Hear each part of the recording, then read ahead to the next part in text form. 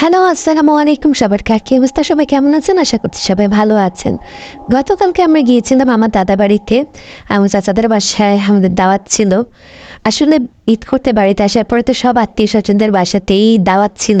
দাওয়াত খেতে, খেতে এক সপ্তাহ যে কখন চলে গিয়েছে চোখের পলকে টেরই পাওয়া যায়নি।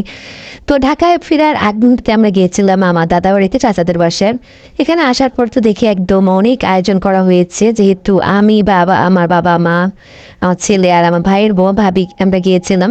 তো এখানে একদম বিয়েবাড়ির মতো অনেক আয়োজন করা হয়েছে। এটা ছিল আমার মেজো চাচার বাসা ছিল। তো আসার পরে আমরা আসলে দুপুরে লাঞ্চের সময় এসেছি, তখন খাওয়া দাওয়ার সময় করে নিয়ে করে নিয়েছিলাম। আর এখানে ভর্তা ছিল চিংড়ি মাছ, তারপরে এই যে ডিম, পোলাও, রোস্ট, মানে প্লেটে প্লেটে করে সবার যার যার মতো দেওয়া হয়েছে, যে যেটা নেয় আর কি পছন্দ মতো খেয়েছে। আর প্রতিটা আইটেমই খাওয়ার পরে দেখলাম খুবই মজা হয়েছে। আর এই গরমে যে এত কিছু রান্না করেছে এটাই অনেক বড় ব্যাপার, কারণ মাটির চুলায় রান্না করাটা কিন্তু অনেক কঠিন। এটা যে করে সে আসলে বুঝে। আর গ্রামে তো সবাই আসলে মাটির চুলাতেই ব্যবহার করে।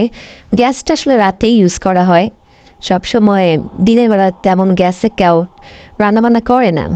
যাই হোক, তো এরপরে তো ওখানে শুটকি দিয়ে মানে সব কিছু দিয়ে আমি খেয়েছি, কোনো কিছু আর বাদ দিইনি, সব কিছু টেস্ট করেছি, ভালোই লেগেছে। আর অনেকদিন পরেই আসলে এসেছিলাম দাদার বাড়িতে, ওইভাবে আসা হয় না, কারণ গ্রামে গেলে আমি শ্বশুর বাড়িতে গেলে আর অন্য মানে আমার দাদার বাড়ির সাইডে ওইভাবে আসা হয় না। এখন ঈদ উপলক্ষে আর কি আসা হয়েছে। যাই হোক, এরপরে তো খাওয়া দাওয়া শেষ করে আমরা একটু ছাদে চলে গিয়েছিলাম। আর এখানে দেখলাম অনেক রকম গাছে লাগানো হয়েছিল। আমার চাচি অনেক রকম গাছ লাগিয়েছে। এখানে যে আম গাছ ছিল, আম ধরে আছে এখন। করলা গাছে করলা ধরে আছে, মরিচ গাছ, বেগুন, এগুলো দেখতে সুন্দরই লাগছে। আর এখানে একটা বেল গাছ আছে, কদবেল। হ্যাঁ, এটাও দেখতেই সুন্দর লাগছে। আসলে গাছের ফল গাছে ঝুলে থাকলে দেখতে এটা খুবই সুন্দর লাগে। তো আমি পুরো বাড়িটার একটু ভিউ নিচ্ছিলাম, এরপর নিচে চলে গিয়েছি। আমরা তো যেহেতু দেশে থাকি না, মানে গ্রামে থাকি না, গ্রামে আমার দুই চাচা থাকে। হ্যাঁ, এই জন্য আর কি গ্রামে আসলে এই মাঝে মধ্যে দেখা করি আর কি। এটা হচ্ছে আমার চাচাতো ভাইয়ের বিল্ডিং, মানে একটা বাড়ি, আর এটা আরেকটা চাচাতো বড় চাচাতো ভাইয়ের বাসা আর কি তৈরি করা হচ্ছে।